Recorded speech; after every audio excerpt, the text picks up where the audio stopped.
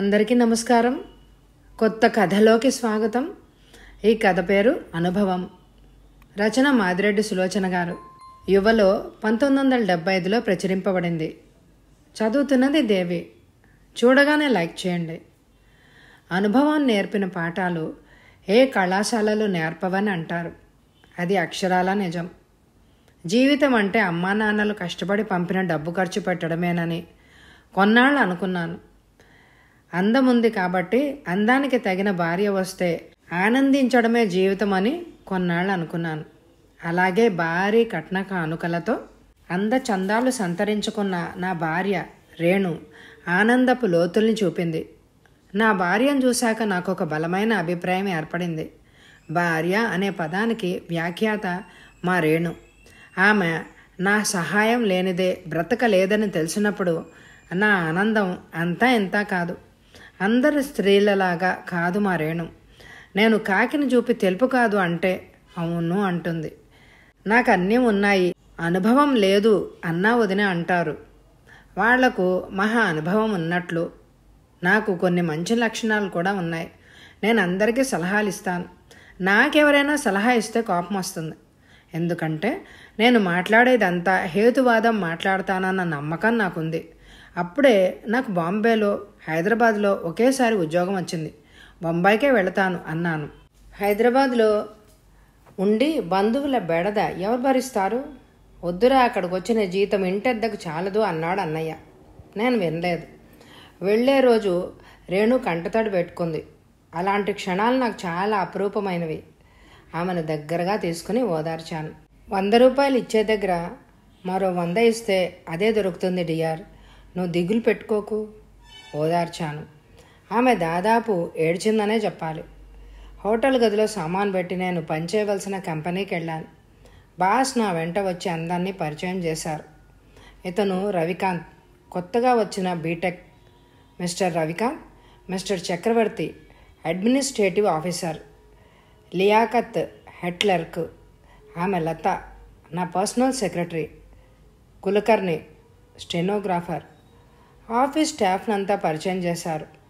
అక్కడ ఇంగ్లీష్లోనే అందరితో మాట్లాడాలి. హిందీ కూడా అందరికీ రాదు. 2 రోజుల తర్వాత కాస్త అందరితో చనువు ఏర్పడింది.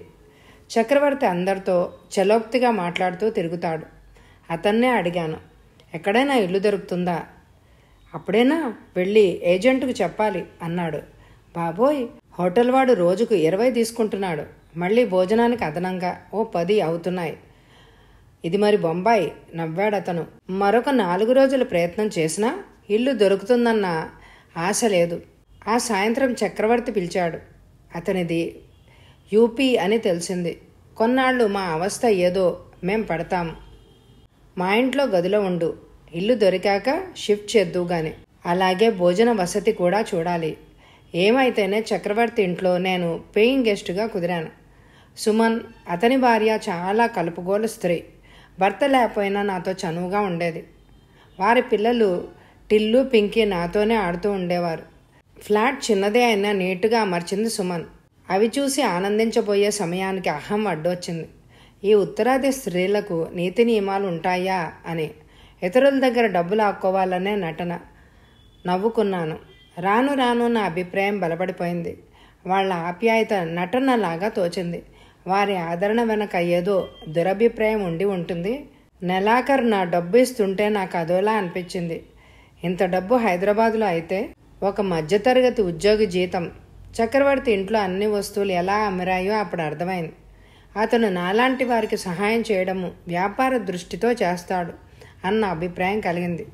మాలాంటి వారి వల్లనే కదా మీరింత దర్జాగా బ్రతుకుతున్నారు. నిశ్చింతగా, నిర్భయంగా నాకు కావాల్సినవన్నీ అడగసాగాను. వారు నాకేమీ ఉపకారం చేయడం లేదు. నా వల్ల ఉపకారం పొందుతున్నారు. అదీగాక మాటి మాటికి ఇల్లు, రేణు గుర్తుకొస్తున్నారు. తిండి సమస్య ఉండే సమస్య తీరినా ఒంటరితనం ఒక సమస్యగా మిగిలింది. రాత్రిళ్ళు నిద్ర పట్టేదే కాదు. పక్క గదిలో నవ్వులు వినిపించినప్పుడల్లా నాకు అదోలా అయ్యేది. నా అసంతృప్తి వాళ్ళ దగ్గర ప్రదర్శించసాగాను. మీ దాల్తో ప్రాణాలు తీస్తున్నారు, సాంబారు చేయడం రాదా అన్నాను. సుమన్ నవ్వింది, నొచ్చుకుంది కూడాను. సారీ రవి, రేపు మిస్సెస్ పిళ్ళేను అడిగి చేస్తాను. అలా ఫ్రాంక్గా అడగాలి. తలెత్తి చూశాను. సుమన్ నిజంగానే ఆ మాట అంటోందా? మర్నాటి నుంచి పప్పుతో పాటు సాంబార్ ఉండేది. కొన్ని రోజులు పోయాక మరో కోరిక బయటపెట్టాను. వంటలు వండడంలో మా దక్షిణాది స్త్రీలేనండి. మీకు పిండి కలిపి పరోటా పిసికి చేయడమే వచ్చు అన్నాను వెటకారంగా. అయినా సుమన్ నొచ్చుకోలేదు. నిజమే, నేను ఇప్పుడిప్పుడే నేర్చుకుంటున్నాను. మా ఇంట్లో నేను చిన్నదాన్ని, పని చేయనీలేదు. వివాహం కాగానే కొన్నాళ్ళు నేర్చుకున్నాను. ఇదిగో మేమున్నామంటూ టిల్లు పింకీ పుట్టుకొచ్చారు అన్నది. ఆ తర్వాత టిఫిన్కు వారు పరోటాలు తిన్నా నా కోసం దోశ, ఇడ్లీ, వడ, పెసరట్టు వేసేది. చక్రవర్తి నేను ఫ్లాట్స్ చూస్తూనే ఉన్నాం. కొన్నిటికి అద్దె ఎక్కువ, మరికొన్నిటికి పగిడి కావాలి. అలా కాకుండా ఉంటే పెద్ద ఇల్లు అవుతుంది. అప్పుడే నాయర్ ఇల్లు సగం ఇస్తారన్న వార్త తెలిసింది. చక్రవర్తితో చెప్పాను. నాయర్ తల్లిని గురించి రకరకాలుగా చెప్తారు. ఆ ఇంట్లో ఉండేవారిని పీల్చి పిప్పి చేస్తుందట. చూద్దాం అన్నాడు. ఆయన బాధ ఆయనది. అప్పనంగా వచ్చే డబ్బు ఎందుకు వదులుకుంటాడు? మరో చోట ఇల్లుందంటే చూసి ఆలస్యంగా ఇంటికొచ్చాను. చక్రవర్తి భార్యను ఏదో అంటున్నాడు. వినడము సభ్యత కాకపోయినా విన్నాను. మనిషికో రకం చేస్తూ దినమంతా వంటిట్లోనే గడిపితే బాగుపడ్డట్టే. డాక్టర్ దగ్గరికి వెళ్ళమని 3 రోజులుగా చెప్తున్నాను. రేపు వెళ్తానండి అంటుంది. గదిలోకి బట్టలు మార్చుకొని మొహం కడిగి కూర్చున్నాను. టిల్లు వచ్చాడు. అంకుల్, భోజనానికి రమ్మంటున్నారు. టిల్లు వెంట వెళ్ళాను. గోంగూర పచ్చడి, అప్పడాలు మాత్రం ఉన్నాయి. వారికి రొట్టెలు, కూర, పప్పు స్పెషల్గా ఏమి లేదు. అన్నం వండుతారు. పచ్చడి రుబ్బితే అరిగిపోతుందా ఈయన భార్య? ఆంధ్రుల మర్యాదలు చూపాలి వీడికి అనుకున్నాను. బల్ల మీద దాదాపు ఆంధ్ర వంటకాలు ప్రత్యక్షమయ్యేవి. రోజులు గడుస్తున్నాయి. రేణు ఉత్తరాలు వస్తున్నాయి. వాటి నిండా విరహ బాధనే. ఓసారి ఉండబట్టలేక సుమన్తో చెప్పాను. ఆవిడ సర్దుకోగలిగితే సరే పిలిపించు అన్నది. అదే అదని అనుకుని రేణుకి ఉత్తరం రాశాను. ఆ రోజు జన్మలో మర్చిపోలేని రోజు. నా జీవితపు పుటల్లో ఎర్రగీతతో గుర్తుపెట్టిన రోజు. చక్రవర్తి పూనాలో సబ్ ఆఫీస్కి వెళ్ళాడు. ఆఫీస్ వాళ్ళము ఇష్టారాజ్యంగా గడుపుతున్నాం. ఆ రోజు టీ తాగుతున్నాం. లియాకత్ పకోడీలు తెచ్చి మా ముందుంచాడు. జీడిపప్పు వేసి చేసినవి బాగా రుచిగా ఉన్నాయి. ఎక్కడ కొన్నావు? చాలా రుచిగా ఉన్నాయి అని అడిగాను. ఆ పిసినారి వంటవాడు కొంటాడా? వాడి మెహబూబా తెచ్చింది. కులకర్ణి చెప్పాడు. Is it? ఎవరా మెహబూబా? లతరా బాయ్. అతను గర్వంగా నవ్వాడు. లియాకత్. అదే రవికాంత్ బాయ్. ప్రేమించే కంటే ప్రేమించబడడం అదృష్టం రా. తను ఆకలితో మాడుతూ వీడికి రకరకాల పిండి వంటలు చేస్తుంది అసూయగా అన్నాడు కులకర్ణి. అరే బడుద్దాయ్, అదేరా ప్రేమతత్వం, మనిషిలో మహత్యం. స్త్రీ ప్రేమించిన వాడి కోసం ఏమైనా చేస్తుంది, ఎంత శ్రమైనా భరిస్తుంది అన్నాడు. నవ్వుకొని పని చూసుకున్నాం. సాయంత్రం ఇంటికొచ్చేసరికి సుమన్ పచ్చడి రుబ్బుతోంది. ప్రేమించిన పురుషుడి కోసం ఎంత శ్రమైనా వహిస్తుంది. ఆ సుమన్ నన్ను ప్రేమిస్తుందా? అవును, ఎందుకు ప్రేమించదు? ఆమె నాకు ఇష్టమైన పిండి వంటలు చేసి పరోక్షంగా తెలిపింది. నేనే ఫూల్ని, గుర్తించలేకపోయాను. భార్యలు చేసే చాటుమాటు వేషాలు భర్తలకు తెలిసేమో. వారి ప్రోత్సాహం కూడా ఉండి ఉంటుంది. లేకపోతే భార్యను ఒంటరిగా వదిలిపోయాడు. నేనేం చేసినా తప్పులేదు. మగాణ్ణి. ఇక నా భార్యకు తెలిస్తే పేచీ వస్తుంది. ఆమెకు తెలిసేది ఎలా? సుమన్ 2 బిడ్డలు తల్లైన వాడని పువ్వులాగా ఫ్రెష్గా ఉంటుంది. భోజనాల దగ్గర కొసరి వడ్డించింది. చక్రవర్తి లేడు. విసుగ్గా లేదా అని అడిగాను. మీరున్నారు, పిల్లలున్నారు, విసుగెందుకు అన్నది.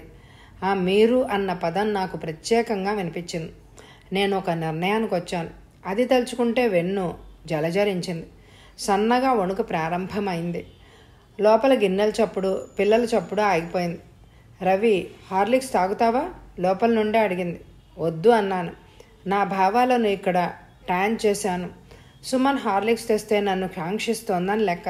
లేకపోతే నేను ఆలోచిస్తుండగానే సుమన్ గ్లాస్తో గదిలోకి ప్రవేశించింది. ఆమె వంక చూసి పిచ్చివాడినయ్యాను. చేతుల్లేని జాకెట్లో నుంచి భుజాలు అందంగా కనిపిస్తున్నాయి. నీలం వాయిల్ చీర ఆమె ఒంటికి ఎంతగానో నప్పింది. మీ రేణుకు టెలిగ్రామ్ ఇవ్వాలి అన్నది గ్లాస్ ముందుకు చాచి. గ్లాస్ అందుకని పక్కన పెట్టి ఆమె చేయి పట్టి ముందుకు లాక్కున్నాను. రవి.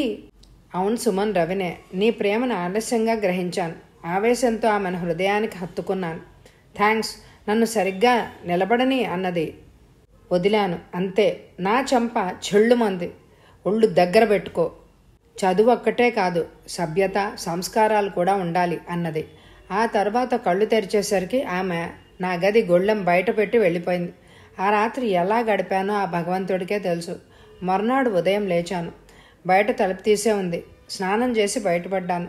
తిన్నగా సామాన్లు సర్దుకుని హైదరాబాద్ వెళ్ళాలి. చక్రవర్తికి కంపెనీలో ఎంత పలుకుబడి ఉందో తెలుసు. సారిడాన్ వేసుకుని ఆఫీస్కి వెళ్ళాను.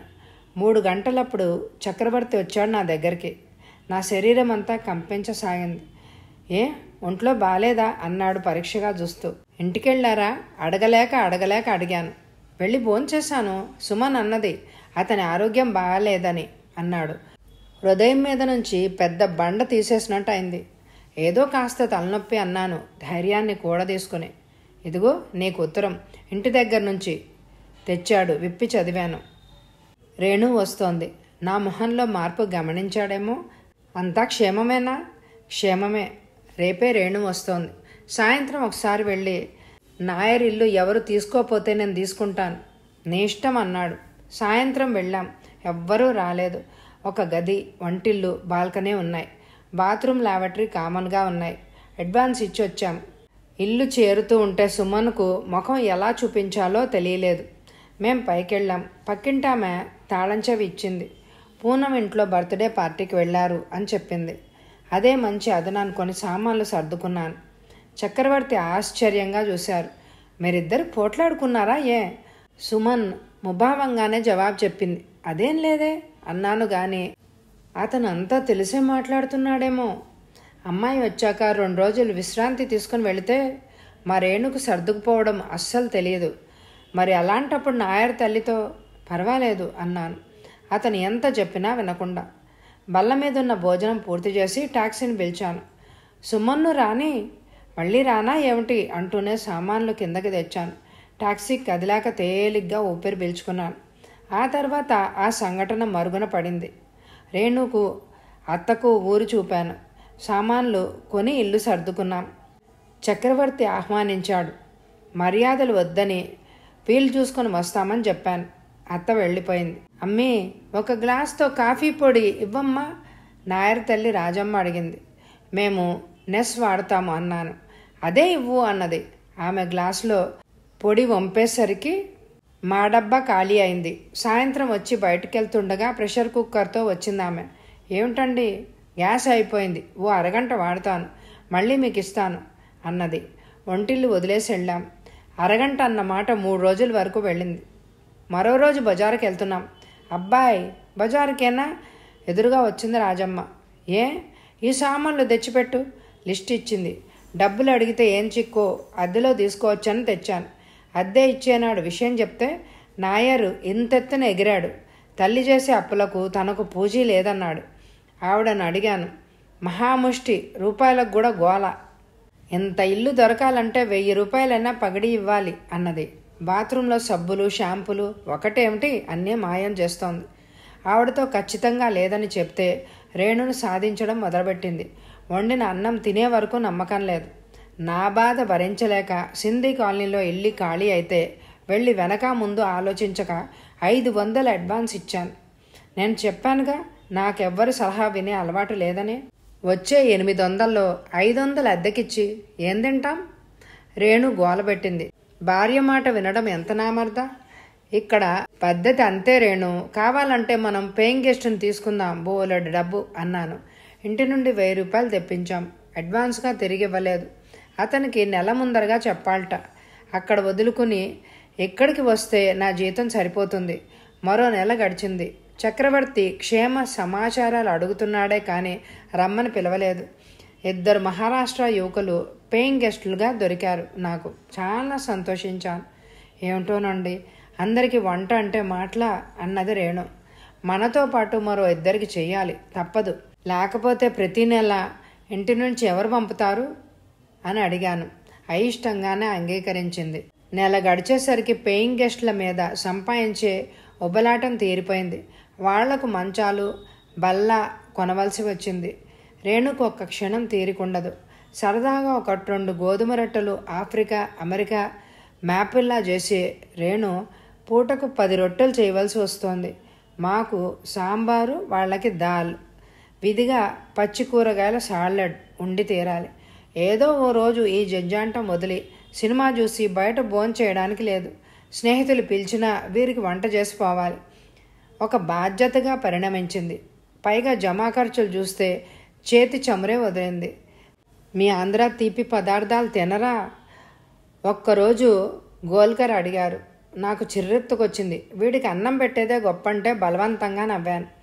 నా మిస్సెస్కు రావు. నా హృదయం కదిలిపోయింది. నేనెంత అధికారంగా సుమన్ను అడిగేవాడిని.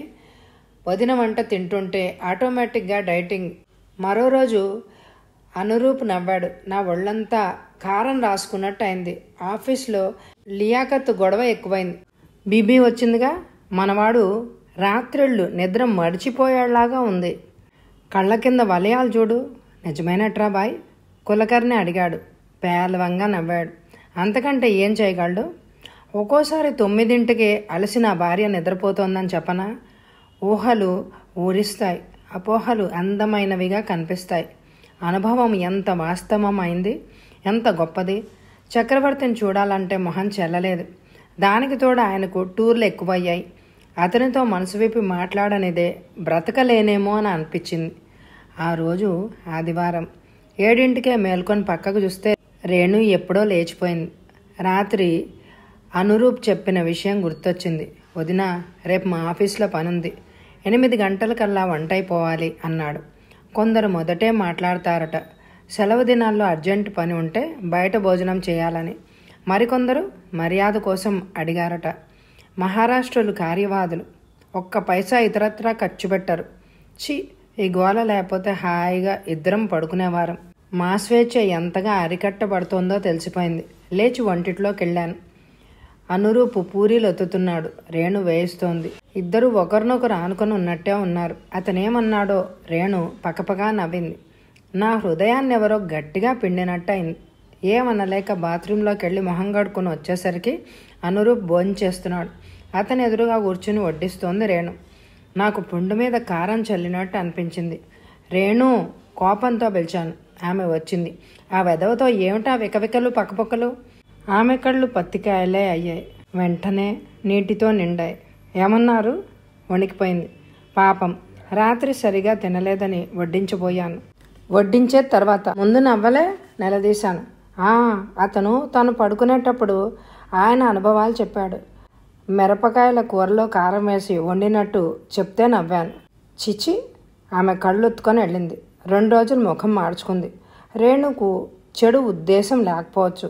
అవతలి వారు చనువును అర్థం చేసుకునే సంస్కారవంతులు అవునో కాదో, అంతా నీలాంటి సంకుచిత స్వభావాలే ఉంటారా అని నా అంతరాత్మ ప్రశ్నించింది. ఆత్మ పరిశీలనతో హృదయం తేలికపడింది. ఆనందంగా ఇంటికొచ్చాను. రేణు శరీరం ఓపిక లేనట్టు పడుకుంది. రేణు ఆదురుదాగా నుదురు తాగి చూశాను. భయం లేదు. మిఠాయి కావాలి. గోల్కర్ నవ్వాడు. నువ్వు ఆఫీస్కి పోలేదా? తయారయ్యాను. వదిన మూలుగు వినిపించింది. డాక్టర్ని తీసుకొచ్చాను. She is in family way. Is it? నా సంతోషం ఇంత అంతా కాదు. ఆనందంగా రేణుని ఒడిలోకి తీసుకోబోయి సభ్యత అడ్డు వచ్చి ఆగాను. 2 గంటలకు టాబ్లెట్ పండ్ల రసము ఇవ్వమన్నాడు. నీకు ఫోన్ చేసి నువ్వు వచ్చేసరికి సగం దినం వేస్ట్ అని చేయలేదు. అతని మాటలు చెల్లున తగిలాయి. మా కోసం ఎందుకు అతను ఆదుర్దా పడాలి? ఒక్కరోజు సెలవెందుకు పెట్టాలి? డబ్బుకు అతీతమైన బంధం ఏదో ఉంది. సుమన్ను చక్రవర్తిని ఎంత అపార్థం చేసుకున్నాను. ఏవండి, అతన్ని ఎంత వారించినా వినలేదండి. సంజాయిషి ఇచ్చింది రేణు. గోల్కర్ వెళ్ళిపోయాడు. అతను టీ కాచుకొని వచ్చాడు. నా కళ్ళకున్న పొరలు పూర్తిగా తొలగిపోయాయి. నేను అనే అహం పూర్తిగా కరిగిపోయింది. గోల్కర్ వెళ్ళిపోగానే రేణును హృదయానికి హత్తుకున్నాను. సారీ రేణు, నేను ఊహించినంత మూర్ఖుణ్ణి కాను అన్నాను. ఆ తర్వాత రేణు పరిస్థితి చూసి వాళ్లే వేరే ఏర్పాటు చేసుకున్నారు. నాకు పెద్ద బరువు దింపినట్టుగా అయింది. రేణు లేచి తిరుగుతున్నా బలహీనంగా ఉంది. ఆమెను ఇంట్లో వదిలి చెంబూరు ఫ్లాట్స్కి వెళ్ళాను. నా పొరపాటును మన్నించమని హృదయపూర్వకంగా కోరాను. సుమన్ అదే చిరునవ్వుతో మాట్లాడింది. దాన్ని బట్టి ఆమె క్షమించిందని అనుకున్నాను. వదినా మర్దికి రాజీ కుదిరిందన్నమాట. మీ మిస్టరీ అర్థం కాక చచ్చాను అనుకో. చక్రవర్తి వచ్చాడు. అది సరే, తొందరగా తయారవ్వండి. ఈయనగారి బెటర్ హాఫ్ను చూసి పార్టీ చేసుకుందాం. సుమన్ గలగలా మాట్లాడేస్తోంది. రేణు గర్భవతి అని విని చక్రవర్తి అభినందించాడు. అంకుల్, ఊరికి వెళ్ళావా? టిల్లు అడిగాడు అమాయకంగా. అన్నాను. అనుభవం ఎంత విలువైంది. పదే పదే అనుకున్నాను. అమృతం హలాహలమయ్యేది అని అనుకున్నాను. వాళ్ళు తయారవుతున్నారు. నేను తేలిక పడిన మనసుతో ఉత్సాహంగా టిల్లుతో కబుర్లు చెప్పసాగాను. కథ సమాప్తం. ఈ కథ మీ అందరికీ నచ్చిందా అండి? అయితే తప్పకుండా లైక్ చేయండి. ఎండ్ స్క్రీన్లో ప్లేలిస్టులు పెడతాను, తప్పకుండా మీరు వింటారు కదూ. Thank you very much my dear friends.